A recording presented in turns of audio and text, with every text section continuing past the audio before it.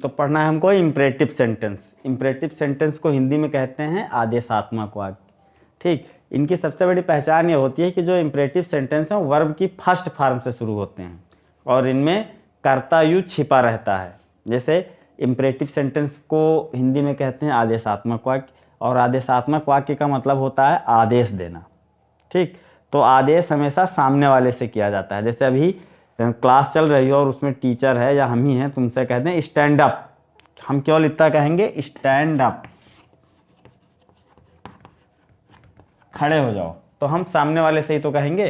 तो इसमें जो सामने वाला कर्ता यू होता है वो छिपा रहता है और ये वर्ब की फर्स्ट फॉर्म से शुरू होते हैं। स्टैंड का मतलब क्या होता है? खड़े होना, ये वर्ब है और फर्स्ट फॉर्म है स्टैंड। ठीक, तो ये वर्ब की फर्स्ट फॉर्म से शुरू होते हैं और इनमें जो कर्ता यू होता है वो छिपा होता है। और आज हमको इन्हीं वाक्यों का इनडायरेक्ट बनाना सीखना है। ठीक, तो इम्परेटिव सेंटेंस हमें निम्न प्रकार के वाक्यों का बोध कराते हैं। जैसे सबसे पहले इसमें आता है कमांड, इसको हिंदी में कहते हैं आदेश, आर्डर भी कहते हैं। दूसरा ये हमको बोध कराते हैं रिक्वेस्ट का। रिक्वेस्ट मतलब प्रार्थना करना या विनती करना। तीसरा ये हमको बोध कराते हैं एडवाइस, सलाह, सुझाव, परामर्श का। और इसमें एक चीज़ और है, लेट के माध्यम से रिक्वेस्ट करना। लेट के माध्यम से रिक्वेस्ट, लेट के बिहाफ पर रिक्वेस्ट। ठीक, तो आज सबसे पहले हमको पढ़ना है कमांड, आदेश। और इसका नियम क्या है कि हम भाव के अनुसार, जैसा हमें भाव मिले, आदेशात्मक वाक्य जैसा है तो जाहिर है आदेश का ही भाव मिलेगा, तो उसके हिसाब से हम जो रिपोर्टिंग वर्ब सेड है उसको आर्डर्ड में बदल देते हैं। जैसे एक एग्जांपल देखो, अभी तब समझ में आएगा। Teacher said to the boys, comma, double inverted comma, teacher said to the boys, अध्यापक ने लड़कों से कहा, क्या कहा? Get out from the class, get out from the class. हाँ, अध्यापक ने लड़कों से कहा get out from the class. Get out, get verb का फर्स्ट फॉर्म है। ठीक, आउट फ्रॉम द क्लास और वर्ब की फर्स्ट फॉर्म से शुरू है, तो जाहिर सी बात है क्या है? इंपरेटिव सेंटेंस से आदेश दे रहा है। अध्यापक ने लड़कों से कहा कक्षा से बाहर चले जाओ, तो इसमें हमें आदेश का भाव आ रहा है कि जो अध्यापक है वो लड़कों को क्या कर रहा है? आदेशित कर रहा है कि कक्षा से बाहर चले जाओ। ठीक, तो सेड टू को हम आर्डर्ड में बदल देंगे। अध्यापक ने लड़कों को आर्डर दिया, क्या दिया? आर्डर। जैसे teacher ordered the boys to get out from the class।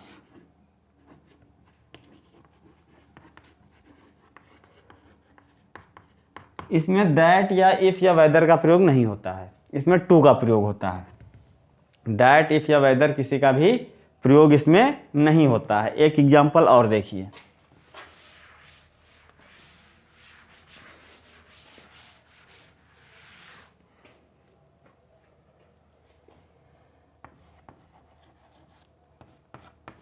call the first witness, said the judge। इस वाक्य का स्ट्रक्चर देखिए, इसमें जो रिपोर्टेड स्पीच है वो पहले आया है और रिपोर्टिंग वर्ब बाद में आया है। एग्जाम में ऐसे आ सकता है। ठीक, कई बार आया है एग्जाम में ऐसे। तो इसमें जो जज है वो कह रहा है कि प्रथम जो गवाह है, विटनेस है, उसको बुलाओ। ठीक, लेकिन इसमें क्या है कि जो रिपोर्टेड स्पीच है वो पहले है और रिपोर्टिंग वर्ब बाद में है। लेकिन कोई दिक्कत की बात नहीं, हम इसे वैसे ही बनाएंगे जैसे बनाते आए हैं। ठीक, वैसे ये जो वाक्य है इसका प्रारूप ये है कि पहले ये होना चाहिए, द जज said comma double dot comma call the first witness.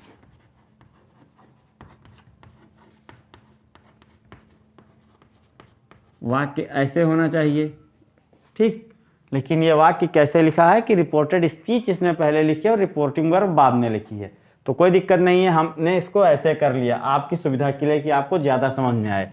तो हम इसको क्या करेंगे, जो जज हैं वो आदेश दे रहे हैं कि प्रथम जो गवाह है उसको बुलाया जाए। ठीक, तो हम उसी के हिसाब से सेड को किस में बदल देंगे, ऑर्डर्ड में। द जज ordered to call the first witness. ठीक, बन गया। द जज ordered to call the first witness. देखो इसमें क्या किया गया कि जो जज है वो आदेश दे रहा है, तो हमने सेड की स्थान पर ऑर्डर्ड कर दिया। ठीक, भाव के अनुसार हमने क्या किया, वाक्य को बदल दिया। अब दूसरी बात यदि क्या कहते हैं, जो आदेश है वो नकारात्मक हो, निगेटिव में हो, तो क्या किया जाए। बस आज हमको यही पढ़ना है केवल। ठीक, ऑर्डर्ड को पॉजिटिव में और ऑर्डर्ड को निगेटिव में। ठीक, तो यदि वाक्य ऑर्डर्ड में हो, जैसे डू नॉट का प्रयोग हो, तो क्या किया जाए। तो उसके लिए देखो,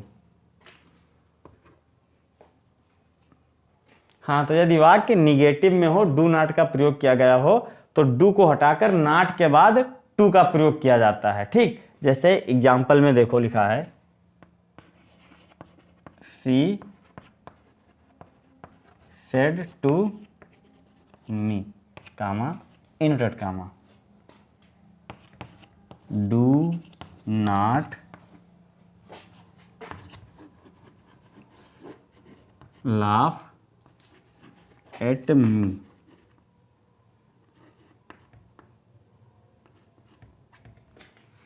हाँ, क्या लिखा है, she said to me do not laugh at मी।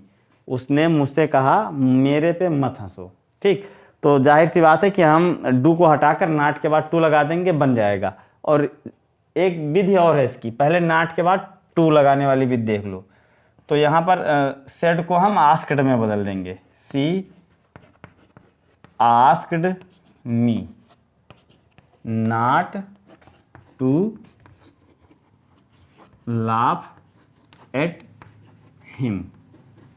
ठीक, ये तो नाट के बाद टू लगाने वाली विधि हो गई कि हमने नाट के बाद टू लगा दिया और ये बन गया, she said to me not to laugh at me. उसने अपने पर हंसने से मना किया। ठीक, तो वह क्या कर रही है, वह मना कर रही है कि उस पर ना हंसो। क्या कर रही है, मना कर रही है कि उस पर ना हंसो। तो इसकी एक विधि और है, नॉट और टू दोनों को हम हटा देते हैं, नॉट और टू दोनों को हटा देते हैं और इसकी जगह एक शब्द है फॉरबेड। फॉरबेड, फॉरबेड को हिंदी में मतलब होता है मना करना, मना करना।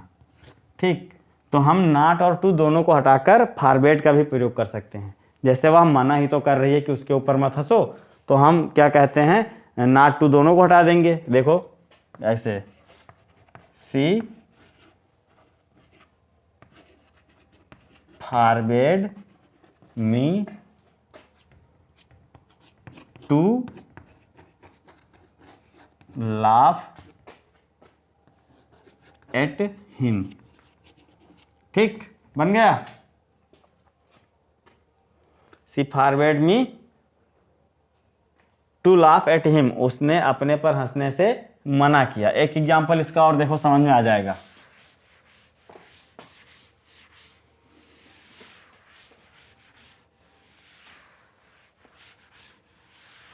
एक एग्जाम्पल इसका और देखो, निगेटिव का, समझ में आ जाएगा। The teacher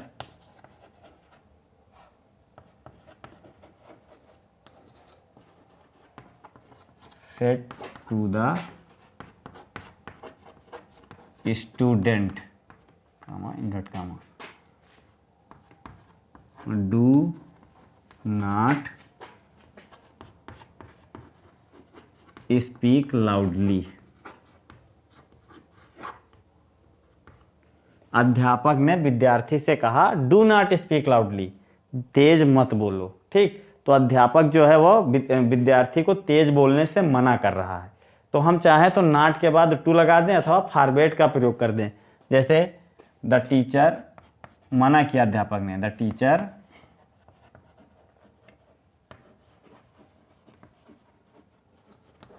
forward the student,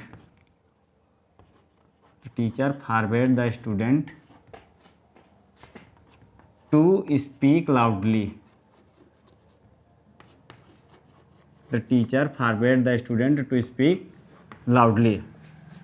ठीक, बन गया। और नॉट के बाद टू का प्रयोग करके भी बन सकता है, ऐसे बनेगा the teacher asked the student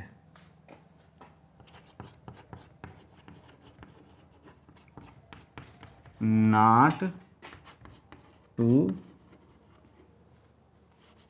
speak loudly। ठीक, तो दोनों विधि से ये बन गया है। ठीक, तो अब जो एक्सरसाइज हैं कमांड की अफर्मेटिव में और कमांड की निगेटिव में, उन सबको आप लोग कर लेना और जिसमें दिक्कत होगी वो पूछ लेना। बाकी का रिक्वेस्ट कल पढ़ाया जाएगा।